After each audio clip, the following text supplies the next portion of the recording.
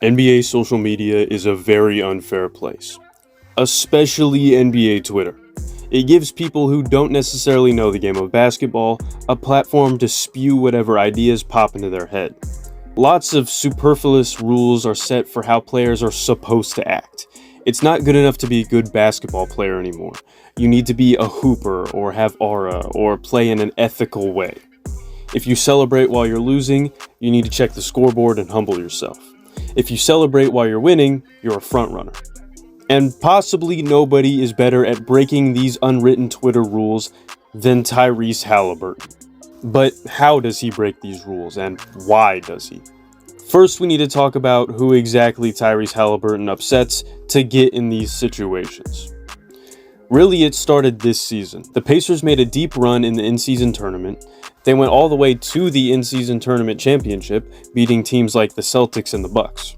This put the Pacers and Tyrese Haliburton on the national stage for the first time in a while. The first time really as a good team in a while. And it rubbed some people the wrong way. They're young, they're cocky, they're brash, they're all that stuff. They celebrated a lot and couldn't be humbled because they hadn't lost. Some people compared them to the Grizzlies last year.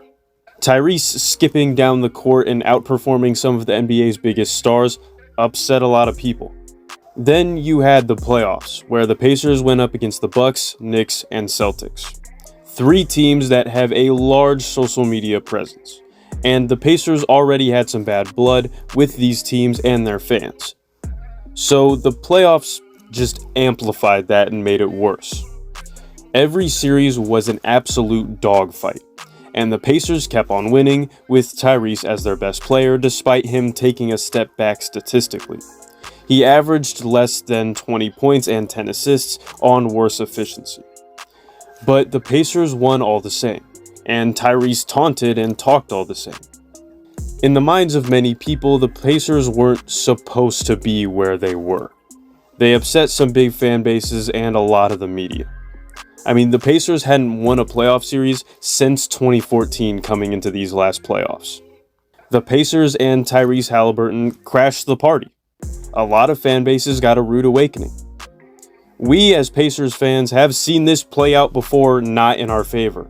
Danny Granger, Paul George, and Victor Oladipo were all supposed to lead us to a championship, but got hurt. Similar to how Knicks and Bucks fans felt this past year. But still, why is all the hate focused directly on Tyrese Haliburton? Why not any other Pacers? Tyrese talks more. When you wear a Reggie Miller hoodie to your post-game press conference after beating the Knicks, you're gonna make some people really angry with that one. And Tyrese is possibly the last guy you want to be beaten by in anything. He looks kinda goofy, talks kinda funny, acts goofy, and plays for a small market team that doesn't have any NBA championships.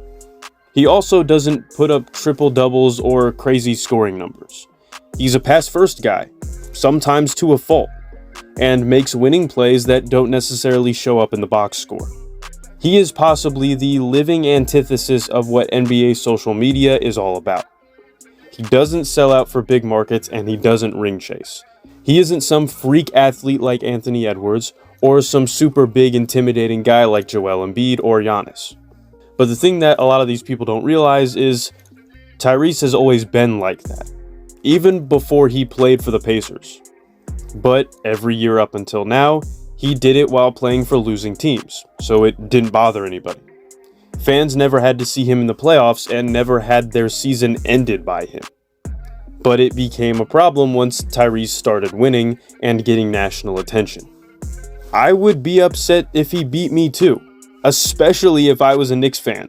You've got another skinny light-skinned dude who doesn't look like a great hooper or a guy that you would have any reason to be scared of, just like Reggie Miller back in the day. Statistically, he really doesn't jump out at you as far as all-stars go. Sure, he's a good playmaker and has a consistent three-point shot, but he doesn't really look like a world beater. Then once the actual game starts and he's moving the ball around in ways that shouldn't physically be possible, he's draining ridiculous threes, and then he starts trash talking your favorite players.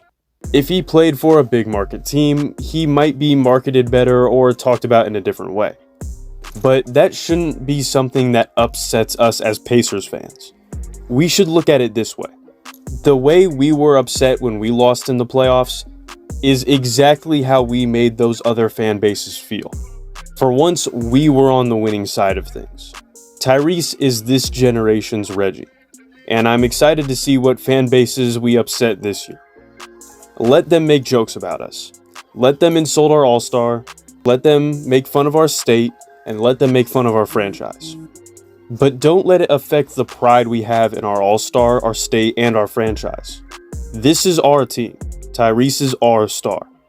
We are the basketball state. Let's get behind our guys and continue to make the Fieldhouse one of the toughest places to play. When you have Patrick Beverley getting into altercations with fans, we're clearly doing something right to get into these guys' heads. Whether they like it or not, the Indiana Pacers and Tyrese Haliburton have arrived. And they don't care about the unwritten rules of NBA social media. And I wouldn't have it any other way.